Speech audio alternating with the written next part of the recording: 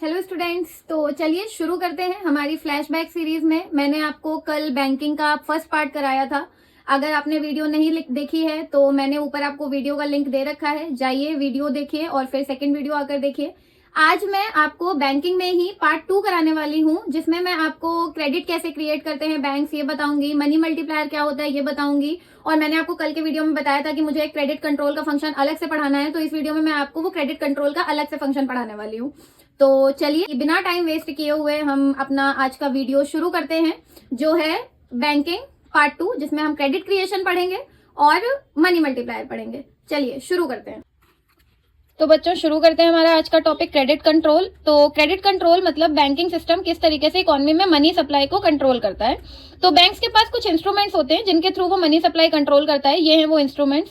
First is repo rate. Repo rate वो rate होता है जिसपे आरबीआई कॉमर्शियल बैंक्स को लोन देती है, उसे ही हम रेपो रेट बोलते हैं। तो अगर इकोनॉमी में मनी सप्लाई बढ़ी हुई है तो आरबीआई कॉमर्शियल बैंक्स को रेट बढ़ाकर लोन देगी, तो कॉमर्शियल बैंक पब्लिक को रेट बढ़ाकर लोन देंगे। जब पब्लिक को इंटरेस्ट ज्यादा पे करना पड़ेगा तो पब्लिक के लिए लोन महंगा हो जाएगा। अगर पब्लिक के लिए लोन महंगा हो जाएगा तो पब्लिक ऑटोमेटिकली लोन कम लेगी और मनी सप्लाई कंट्रोल हो जाएगी। और सेम अगर मनी सप्लाई कम है तो ये वाइसा वर्सा हो जाएगा। तो रेपो रेट जो होता है वो लोन प्रोवाइड करता है, रेट वो होता है जिसपे लोन मिलता है और वो शॉर्ट टर्म के लिए होता है। Second is bank rate. Same repo rate की तरह ही होता है, बस फर्क इतना है कि ये लॉन्ग टर्म के लिए होता है। Next is reverse repo rate. Reverse repo rate जैसा कि नाम में ही रिवर्स लगा है तो ये रेपो रेट का जस्ट अपोजिट है। रेपो रेट वो रेट होता है जिसपे आरबीआई कॉमर्शियल बैंक्स को लोन देती है। रिवर्स रेपो रेट वो रेट होता है जिसपे आरबीआई कॉमर्शियल बैंक्स के डिपॉजिट एक्सेप्ट करती है। जब कॉमर्शियल बैंक्स के पास एक्सेस फंड्स हो जाते हैं तो वो आरबीआई के पास डिपॉजिट अपने एक्सेप्ट करा देता है। सेम, तो जब आरबीआई के पास कॉमर्शियल बैंक डिपॉजिट एक्सेप्ट कराता है तो आरबीआई उस पर इंटरेस्ट देती है कॉमर्शियल बैंक्स को और कॉमर्शियल बैंक इंटरेस्ट देते हैं पब्लिक को। तो इसे हम लोग रिवर्स रेपो रेट बोलते हैं।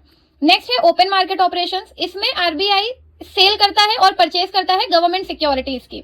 तो अगर इकोनॉमी में मनी सप्लाई बढ़ी हुई होती है तो आरबीआई कॉमर्शियल बैंक्स को जो सिक्योरिटीज होती हैं वो बेचना शुरू कर देता है, और जब कॉमर्शियल बैंक्स उनसे सिक्योरिटीज खरीद लेते हैं तो जो कॉमर्शियल बैंक्स के हाथ से परचेजिंग पावर चली जाती है और रिजर्व जो होता है वो अपने आप कम हो जाता है, यानी मनी सप्लाई कम हो जाती है। नेक्स्ट, अगर मनी सप्लाई कम है इकोनॉमी में तो कॉमर्शियल आरबीआई बोलता है कि भाई अब हमें बेच दो सिक्योरिटीज, वो ज्यादा पैसे पे खरीदने के लिए रेडी हो जाता है। तो कॉमर्शियल बैंक्स आरबीआई को सिक्योरिटी सेल करना शुरू कर देते हैं, मतलब आरबीआई खरीदने लगता है, तो मनी सप्लाई बढ़ जाती है। Next is LRR, legal reserve requirement. ये वो रेट होता है, मतलब रिजर्व रिक्वायर होते हैं जो कॉमर्शियल बैंक्स को आरबीआई के साथ मेंटेन करने पड़ते हैं और कॉमर्शियल बैंक्स को खुद के पास भी रखने पड़ते हैं। इनको दो पार्ट में, दो कैटेगरी में बताया गया है, सीआरआर और एसएलआर। सीआरआर होता है कैश रिजर्व रिक्वायर्ड। ये वो रिजर्व हैं जो कॉमर्शियल बैंक्स को मेंटेन करने पड़ते हैं आरबीआई के साथ। और एसएलआर का मतलब होता है स्टैच्यूटरी लिक्विडिटी रेशियो या स्टैच्यूटरी लिक्विडिटी रिक्वायर्ड। ये वो रिजर्व है जो कॉमर्शियल बैंक्स को खुद के साथ मेंटेन करने पड़ते हैं। मैंने कॉमर्शियल बैंक को शॉर्ट में सीबी लिखा है, तो कॉमर्शियल बैंक को खुद के साथ मेंटेन करने पड़ते हैं, उसे हम लोग एसएलआर बोलते हैं। जब मनी सप्लाई बढ़ी हुई होती है तो बैंक इस रेट को बढ़ा देती है, सीआरआर बढ़ा देती है। जब बैंक आरबीआई सीआरआर बढ़ा देगी तो इसका मतलब कॉमर्शियल बैंक को आरबीआई को ज्यादा रिजर्व मेंटेन करना पड़ेगा, देना पड़ेगा, तो मनी सप्लाई नीचे आ जाएगी, कम हो जाएगी, क्योंकि उनके पास अब लोन देने के लिए ज्यादा रिजर्व नहीं रह जाएगा। एसएलआर भी सेम होता है, अगर मनी सप्लाई बढ़ी हुई है और वो कंट्रोल करनी है तो आरबीआई एसएलआर का रेट भी बढ़ा देता है। जब आरबीआई एसएलआर बढ़ा देगा तो मनी सप्लाई ऑटोमेटिकली कम हो जाएगी, क्योंकि इनके पास फिर लोन देने के लिए ज्यादा रिजर्व नहीं होगा। तो ये होता है legal reserve requirement. Next is margin requirement. Margin requirement is the difference between the amount of loan and market value of security offered by the borrowers. ये डिफरेंस होता है कोलेटरल और जो अमाउंट लोन आपको सैंक्शन हुआ है उसके बीच का। तो अगर आरबीआई को मनी सप्लाई कंट्रोल करनी है, कम करनी है, तो आरबीआई इस डिफरेंस को बढ़ा देता है। जैसे फॉर एग्जाम्पल आपको 10 लाख का लोन चाहिए और आपसे बैंक ने बोला कि हमें 12 लाख की सिक्योरिटीज दीजिए, तो ये जो डिफरेंस आया ये आया 2 लाख का। तो ये जो 2 लाख का डिफरेंस आया ये मार्जिन रिक्वायरमेंट है। तो मनी सप्लाई बढ़ने के केस में ये 12 लाख वो 15 लाख भी कर सकता है, तो 5 लाख का डिफरेंस हो जाएगा। तो मनी तो नॉर्मल सी बात है, लोगों को लोन महंगा लगेगा कि 10 लाख के लोन लेने के लिए 15 लाख की सिक्योरिटी देनी पड़ रही है, तो वो कम लोन लेंगे, मनी सप्लाई कंट्रोल हो जाएगी। सेम अगर उसे मनी सप्लाई बढ़ानी होती है तो वो हो सकता है इसको 11 ही लाख कर दे, तो 1 लाख का ही डिफरेंस आया मार्जिन रिक्वायरमेंट। तो इस केस में जो पब्लिक होती है वो ज्यादा लोन लेती है और मनी सप्लाई ऑटोमेटिकली बढ़ जाती है। अब बच्चों हम लोग देखते हैं मनी क्रिएशन और क्रेडिट क्रिएशन क्या होता है। By this process of money creation banks are able to create credit which is in far excess of the initial और प्राइमरी डिपॉजिट्स। मनी क्रिएशन को हम लोग मनी मल्टीप्लायर भी बोलते हैं। इस प्रोसेस के थ्रू बैंक्स पैसा बनाते हैं, मतलब बैंक्स का जो इनिशियल डिपॉजिट्स होता है या प्राइमरी डिपॉजिट होता है उससे कई गुना ज्यादा पैसा मल्टीप्लाई हो जाता है। इसे ही हम मनी क्रिएशन बोलते हैं और बैंक्स इसी से ही पैसा बनाते हैं।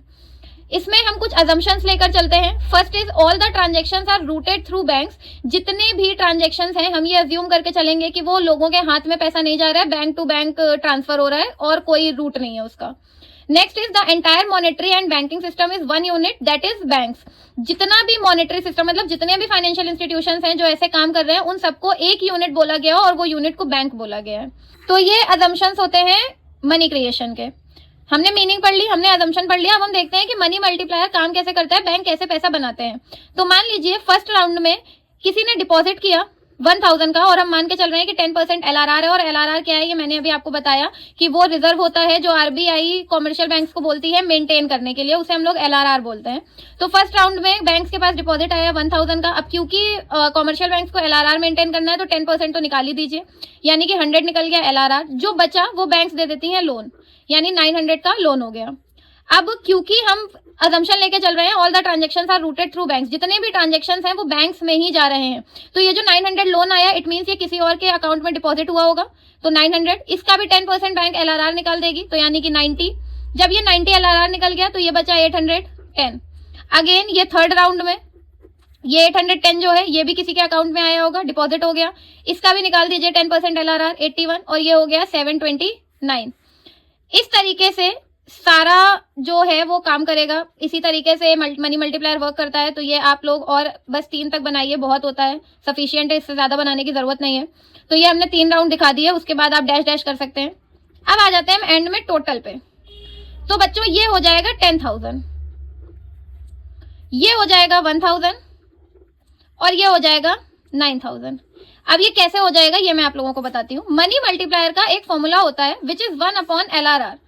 तो 1 हमारा LRR था 10%, तो 1/10% मतलब 0.10। जब आप इसे डिवाइड करेंगे तो ये आ जाएगा 10 टाइम्स। तो हमें पैसा कितनी बार तो ये हमें पहले ही पता चल जाता। जब हम मनी मल्टीप्लायर का फॉर्मूला निकालेंगे तो हमें पता चल गया कि हमें 10 टाइम्स मनी को मल्टीप्लाई करना था। तो यानी 1000 के इनिशियल डिपॉजिट से बैंक्स ने 10,000 का पैसा 10,000 रुपए कलेक्ट बना लिए, टोटल डिपॉजिट बना लिए। और 10,000 में से 10% हमने LRR निकाल दिया और जो बचा वो उस बैंक ने लोन दे दिया। अब अगर आपको पता करना है टोटल डिपॉजिट कितने हैं तो सेम आपका इनिशियल डिपॉजिट कितना था 1000 का, मनी मल्टीप्लायर आपका है 10 का, तो आपके टोटल डिपॉजिट कितने आ गए 10,000 के। और इसको एक करेक्ट चेक करने की चीज है कि जो आपका इनिशियल डिपॉजिट है वही आपका लास्ट LRR की वैल्यू होनी चाहिए। अगर ये दोनों सेम है तो इसका मतलब ये जो आपने वर्किंग करी है ये एकदम करेक्ट है, अदरवाइज गलत है। तो ये था मनी मल्टीप्लायर का प्रोसीजर। ध्यान दीजिएगा, आप कुछ भी अमाउंट मान सकते हो और 3 राउंड से ज्यादा इसको दिखाने की जरूरत नहीं है। तो ये था हमारा आज का टॉपिक, क्रेडिट क्रिएशन और मनी मल्टीप्लायर और क्रेडिट कंट्रोल फंक्शन बैंक का।